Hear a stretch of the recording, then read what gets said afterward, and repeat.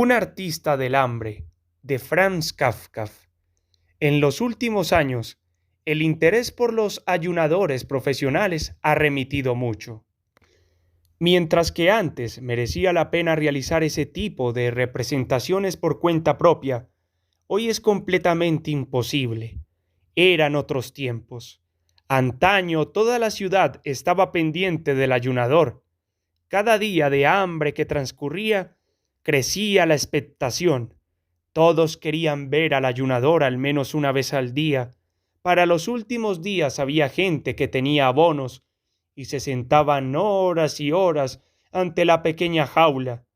También de noche había la posibilidad de presenciar el espectáculo para aumentar el efecto a la luz de las antorchas. En los días soleados se sacaba la jaula al aire libre y entonces los niños eran los espectadores principales, mientras que la mayoría de los adultos consideraba la representación como una diversión. Los niños, asombrados, con la boca abierta, manteniéndose cogidos de la mano por seguridad, miraban cómo el ayunador, pálido, cubierto con una camiseta de punto negra, con las costillas protuberantes, despreciando incluso una silla, permanecía sentado sobre un montón de paja esparcida. A veces asentía cortés, respondía preguntas con una sonrisa esforzada y extendía el brazo a través de las rejas para dejar que sintieran su extremada delgadez, pero luego se volvía a sumir en sí mismo. No se dejaba distraer por nadie, ni siquiera por el ruido acompasado del reloj, tan importante para él y que, además, era el único objeto en el interior de la jaula. Su actitud normal consistía en mirar ante sí, con los ojos semicerrados, y beber agua de vez en cuando de un vaso diminuto para humedecerse los labios. Aparte de los espectadores ocasionales, los había también perpetuos, vigilantes elegidos por el público que, por razones extrañas, casi siempre eran pescaderos. De tres en tres, tenían la misión de observar día y noche al ayunador para evitar que éste tomara alimentos en secreto. Pero en realidad se trataba solo de una formalidad introducida para tranquilizar a las masas, pues los entendidos sabían muy bien que el ayunador, bajo ninguna circunstancia, ni siquiera ejerciendo violencia sobre él, habría comido nada durante el periodo de ayuno. El honor de su profesión se lo prohibía. Ciertamente, no todo vigilante lo comprendía. Había grupos de vigilantes nocturnos que ejercían una vigilancia muy laxa, sentándose intencionadamente en una esquina lejana para jugar a las cartas, pero con la intención de permitir que el ayunador tomara un refrigerio de algunas reservas secretas. Nada era más penoso para el ayunador que esos vigilantes. Le ponían triste, hacían de su ayuno algo terrible.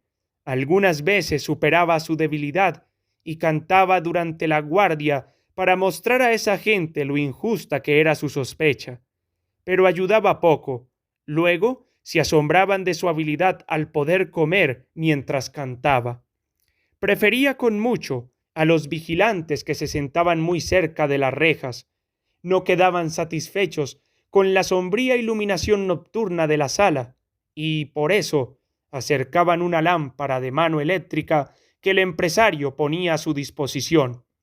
Esa luz deslumbrante no le molestaba, ya que no podía dormir, aunque sí podía caer siempre que quería en una suerte de letargo, con cualquier tipo de iluminación y a cualquier hora, aun cuando la sala estuviera llena de gente y hubiese mucho ruido.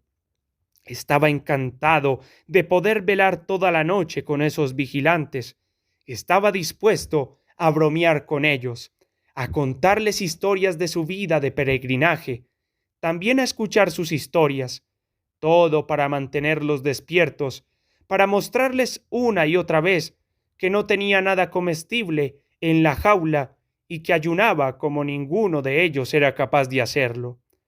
Su momento de mayor felicidad era, sin embargo, cuando amanecía y les llevaban un gran desayuno a su cuenta, sobre el que se arrojaban con el apetito de los hombres sanos después de pasar una noche de dura vigilancia.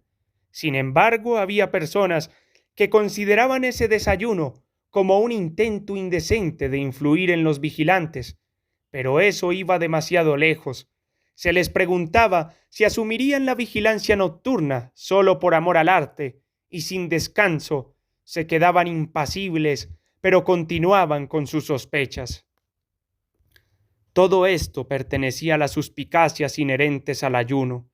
Nadie estaba dispuesto a permanecer como vigilante todos los días y todas las noches, ininterrumpidamente, con el ayunador. Nadie, por consiguiente, podía saber por propia experiencia si realmente había ayunado de un modo continuo y sin faltas.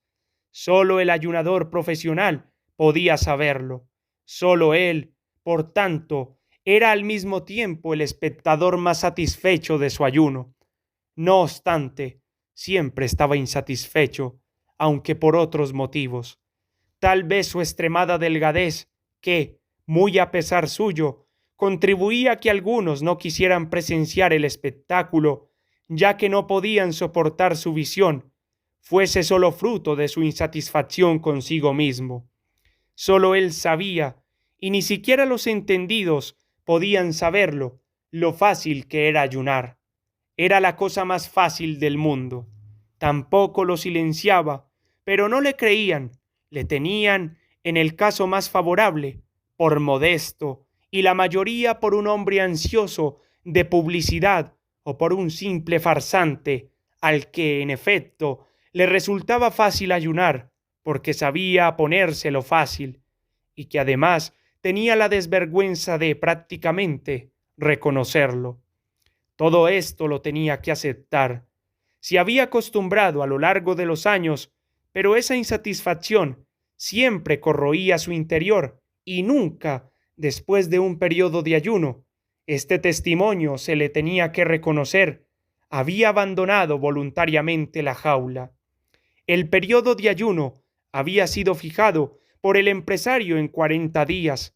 A partir de ese límite ya no dejaba que nadie ayunase, tampoco en las grandes capitales del mundo, y por un buen motivo. Según la experiencia, durante 40 días se podía ir incrementando el interés de la ciudad por medio de una campaña publicitaria que se iba intensificando paulatinamente, pero, transcurrido ese número de días, el público comenzaba a fallar. Se podía contabilizar una reducción significativa del número de visitantes. Por supuesto que había diferencias entre las ciudades y países, pero la regla general establecía que 40 días eran el límite máximo. Así pues, transcurrido ese tiempo, se abrió la puerta de la jaula, adornada con flores para la ocasión. Un público entusiasmado llenaba el anfiteatro, una orquesta militar tocaba, 2 médicos penetraron en la jaula para realizar el reconocimiento de rigor.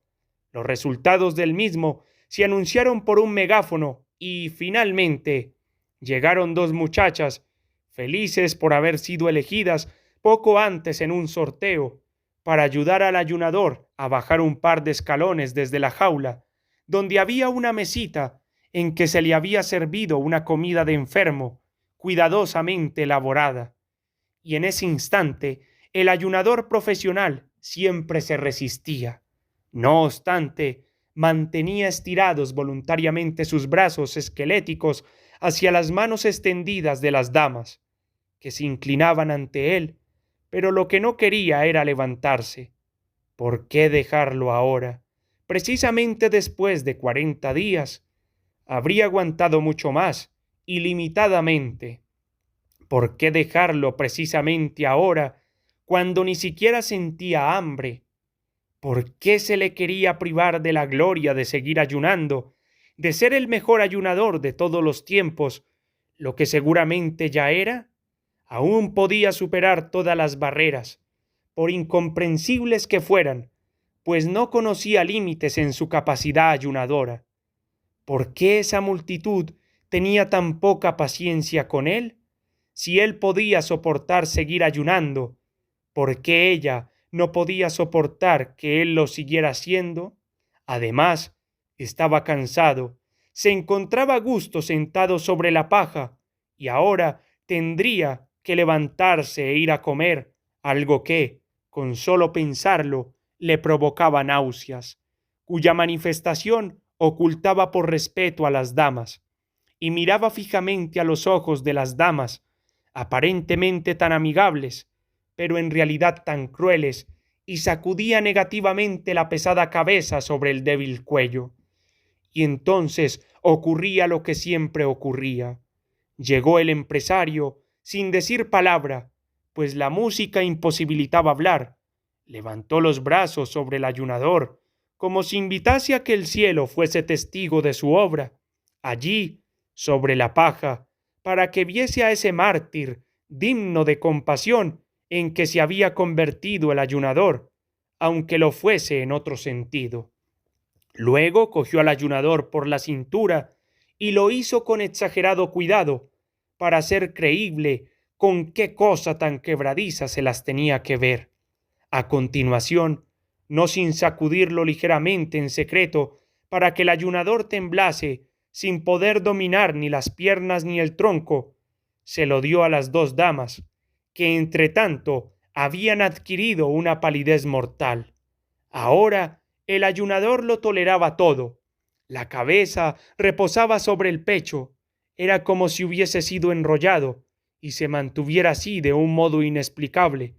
El cuerpo estaba como ahuecado, las piernas se sostenían en una suerte de instinto conservador, gracias al apoyo mutuo de las rodillas, aunque casi rozaban el suelo, como si éste no fuese real y estuviesen buscando antes que nada lo real, y todo el peso del cuerpo, aunque liviano, recayó en una de las damas, que, buscando ayuda, con respiración entrecortada, así no se había imaginado el cargo honorífico, intentaba estirar todo lo posible el cuerpo para, al menos, impedir que el rostro entrase en contacto con el ayunador, pero como no lo conseguía, y su compañera, mucho más feliz, no iba en su ayuda, y se contentaba con llevar ante sí, temblando, una de las manos del ayunador, ese pequeño haz de huesecillos rompió a llorar entre las gozosas risas del público y fue sustituida por un empleado ya dispuesto de antemano. Luego vino la comida.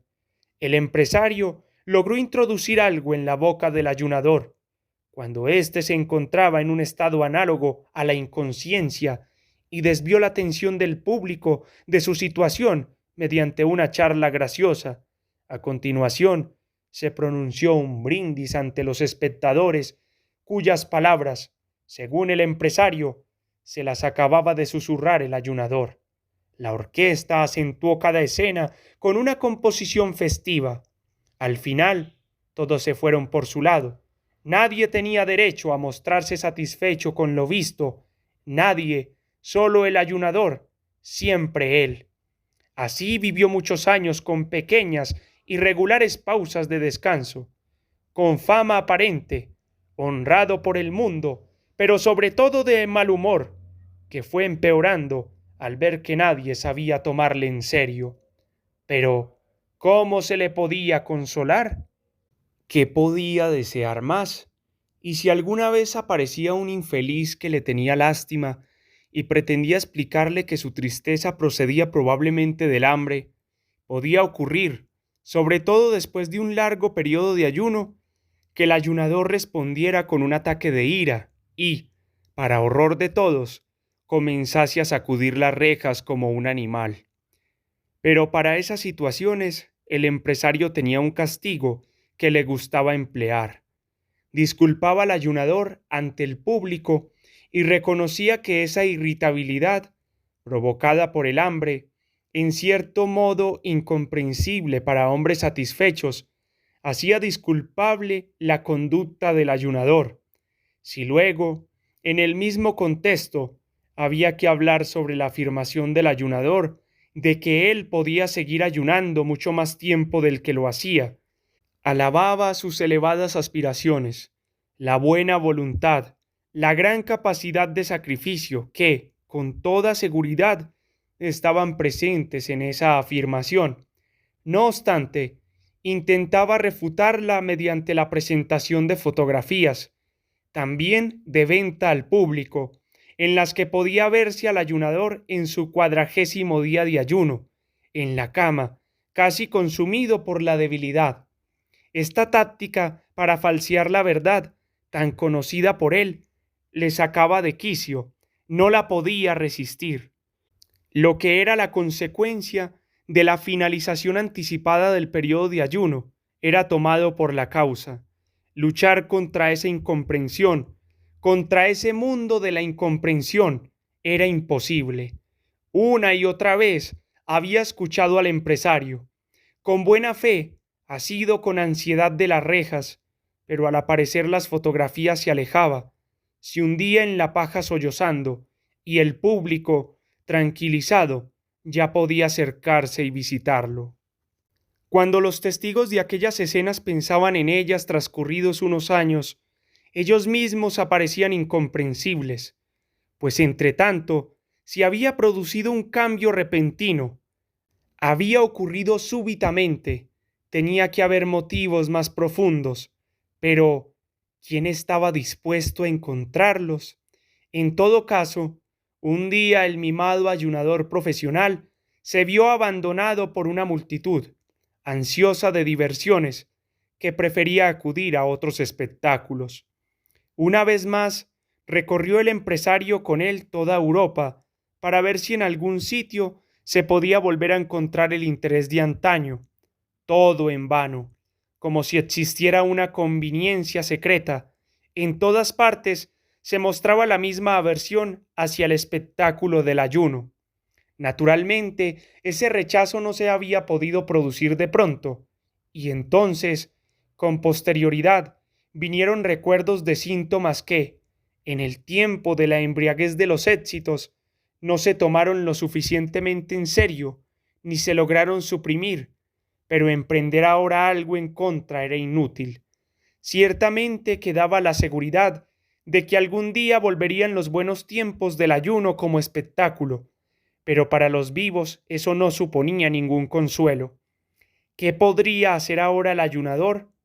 Pues un hombre que había sido aclamado por las multitudes no podía mostrarse en las barracas de las pequeñas ferias anuales, y para escoger otra profesión no solo era demasiado viejo, sino que se había entregado al ayuno con fanatismo.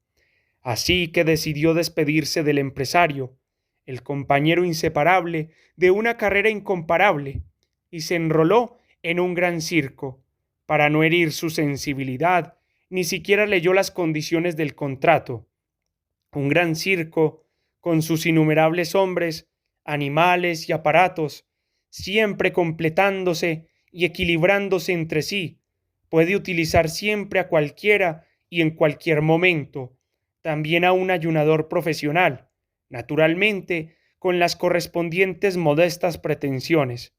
Además, en este caso, no se trataba solo a un ayunador, sino a un hombre famoso y con historia. Ni siquiera podía decirse, en este arte peculiar no se perdían facultades con el incremento de la edad, que era un artista ya acabado, buscando refugio en un puesto tranquilo en el anonimato de un gran circo. Todo lo contrario, el ayunador aseguró, lo que era digno de confianza, que ayunaría con la misma intensidad que antes. Aún más, llegó a afirmar que, si le dejaban, lo que se le prometió sin más, esta vez sí que asombraría al mundo. Se trataba de una afirmación que, en relación a los nuevos tiempos, en los que con tanta celeridad se olvidaba al ayunador, provocó una sonrisa en los especialistas.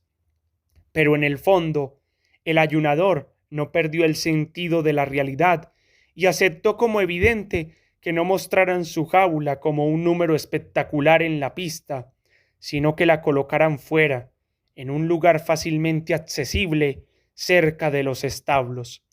Grandes carteles multicolores enmarcaban la jaula y anunciaban lo que allí se podía ver.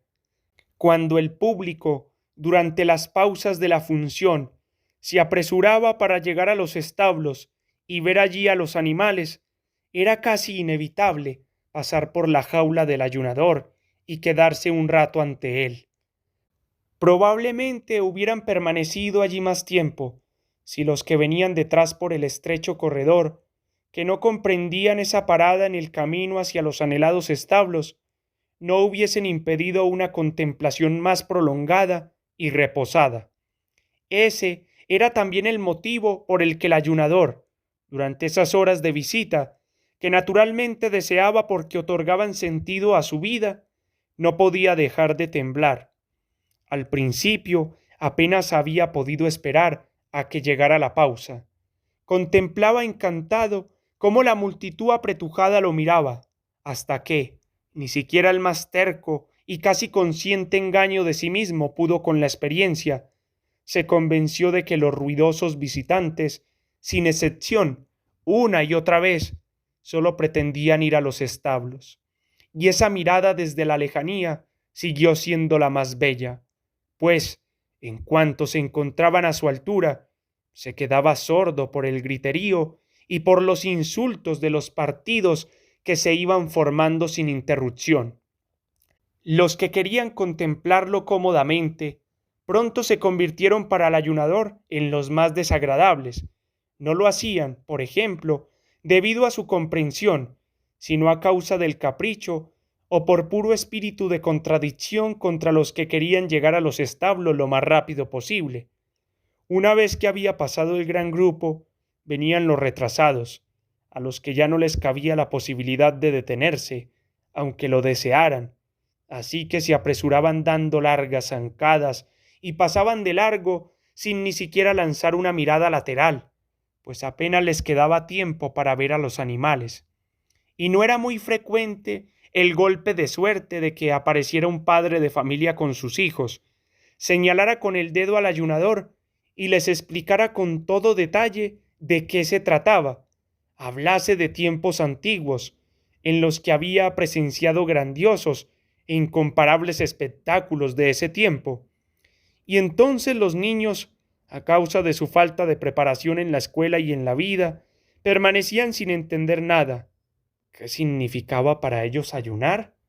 Aunque en el brillo de sus ojos curiosos se podía vislumbrar algo de los nuevos tiempos, más indulgentes, que se avecinaban.